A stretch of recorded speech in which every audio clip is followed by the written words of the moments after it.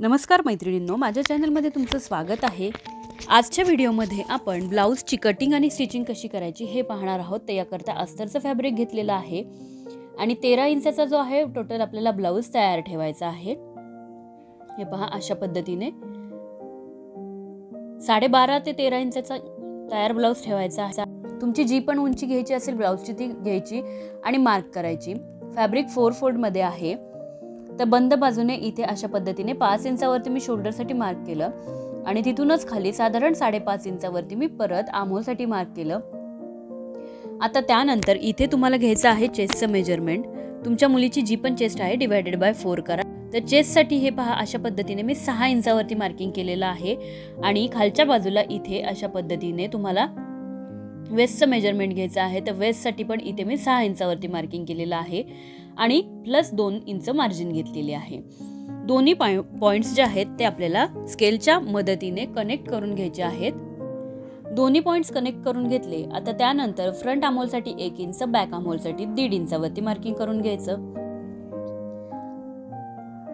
Curve scale घ्यायचे आहे आणि मुंड्याचा जो आकार आहे तो देऊन घ्यायचा आहे। तुम्ही इथे फ्री हँड देखील मार्किंग करून घेऊ शकता। त्यानंतर इथे गळा रुंदी घ्यायची आहे, तर या साइज मध्ये साधारण 2 इंच गळा रुंदी घेतलेली आहे आणि जो पुढचा गळा आहे तो साधारण मी इथे 5 इंचावरती मार्किंग केलेला आहे, 4 ते 5 इंचावरती।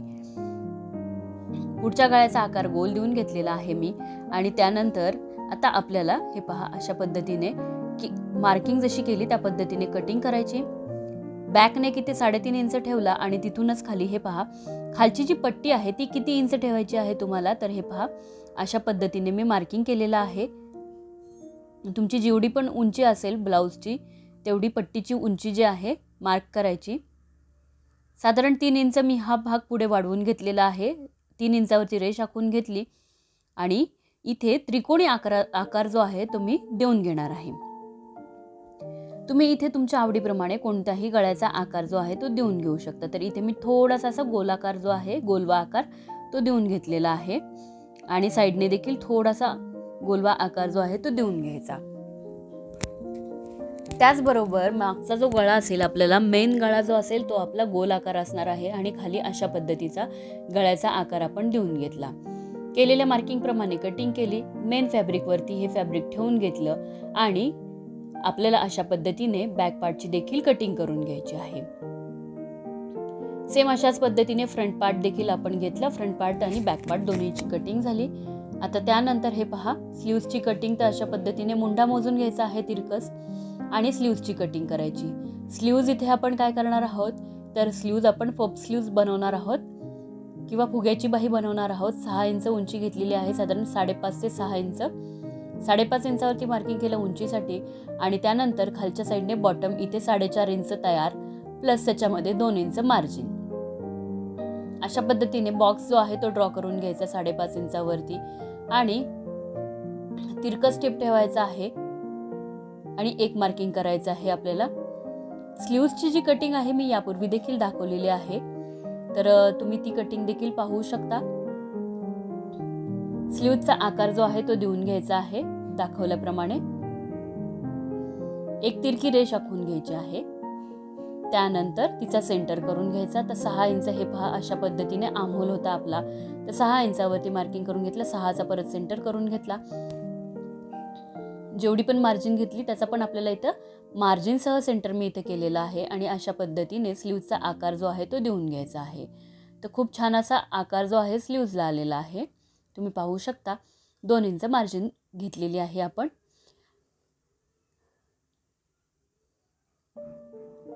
केलेल्या मार्किंग प्रमाणे आपल्याला कटिंग करून घ्यायची आहे।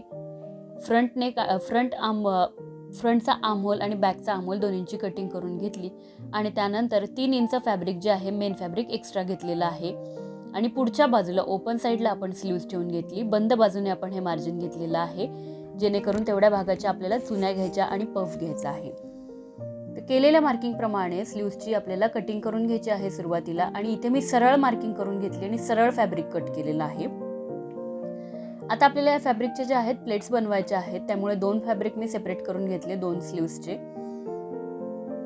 आता आपण स्टिचिंग कडे वळूयात। तर मेन फॅब्रिक घेतलेला आहे आणि त्यावरती अस्तरचं फॅब्रिक ठेवून घेतलेलं आहे आता हे फॅब्रिक आपल्याला पिनने सिक्युअर करून घ्यायचं आहे व्यवस्थित.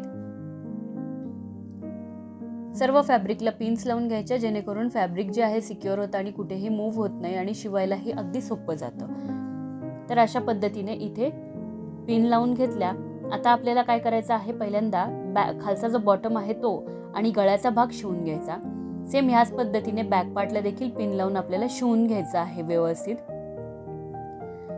बॅकनेक मी अशा पद्धतीने शिवून घेतलेला आहे, तुम्ही पाहू शकता. आणि इथे जे आहे मी नॉट लावलेली आहे पहा. स्टिच करतानाच या कोपऱ्यावरती नॉट ठेवायचे आतल्या बाजूने आणि शिवून घ्यायचं. तर हे पहा, अशा पद्धतीने बॉटम देखील शिवून घेतला. आणि आता आपल्याला गळ्याचं जे एक्स्ट्रा फॅब्रिक आहे ते कट करून घ्यायचं आहे. गळ्याचं एक्स्ट्रा फॅब्रिक जे आहे ते इथे आपण कट करून घेणार आहोत. त्याचबरोबर गळ्याचा जो खालचा पार्ट आहे तो देखील कट करून घ्यायचा. इथे लक्षात घ्यायचे की कुठेही शिलाई कट होता कामा नये.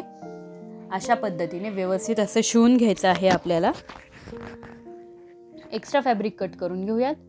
आणि इथे लक्षात घ्यायचं की छोटे छोटे नॉचेस जे आहेत ते लावून घ्यायचे, छोटे कट्स करून घ्यायचे, जेणेकरून फॅब्रिक सरळ करताना कुठेही अडचण येत नाही आणि आहे तसा गळ्याचा जो आकार आहे तो राहतो.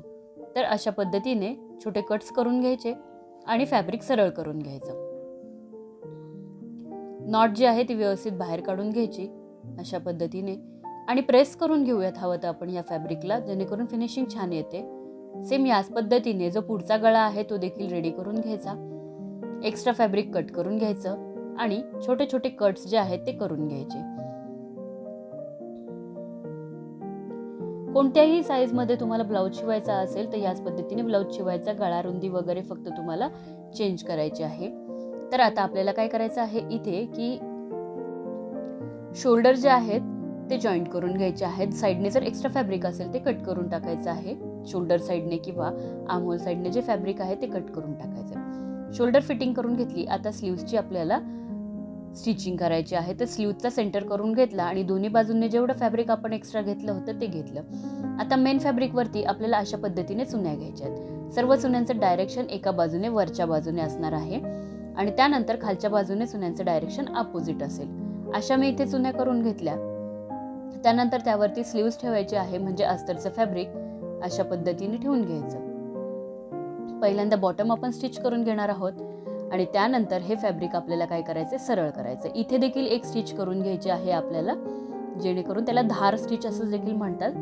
ती स्टिच करून घ्यायची आणि त्यानंतर व्यवस्थित अस्तर जॉईंट करून घ्यायचं आणि एक्स्ट्रा फॅब्रिक कट करून घ्यायचं आहे.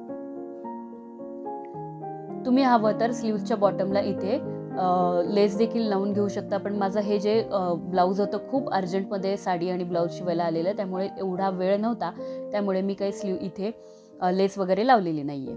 तर अशा पद्धतीची फुगाबाही जी आहे आपली इथे तयार झालेली आहे 11 वर्ष ते 12 वर्ष मुलीसाठी. दोन्ही स्लीव्ज रेडी करून घेतल्यानंतर आता हे पहा, अशा पद्धतीने आपल्याला बॅक साईडला टक्स घ्यायचे आहेत. टक्स जे आहेत ते तुम्ही तुमच्या आवडीप्रमाणे घेऊ शकता. लहान मुलींच्या ब्लाऊजमध्ये टक्स घेतले तरी चालतील, नाही घेतले तरी चालतील. बॅक ओपन ब्लाऊज आपला असणार आहे, तर खालची बाजू मी ओपन करून घेतली.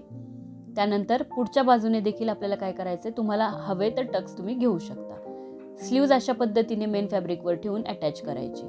ब्लाऊजला फिटिंग करून घेतली. बॅक साईडला आपण हुक लावून घेतली. तर मैत्रिणींनो, व्हिडिओ कसा वाटला हे कमेंट्स करून नक्की कळवा. चॅनलला लाईक करा, शेअर करा आणि सबस्क्राईब करा. खाली दिलेल्या बेल आयकॉनवरती क्लिक करा, म्हणजे येणाऱ्या प्रत्येक व्हिडिओची नोटिफिकेशन तुम्हाला नक्कीच मिळेल. पुन्हा भेटूया नवीन व्हिडिओ.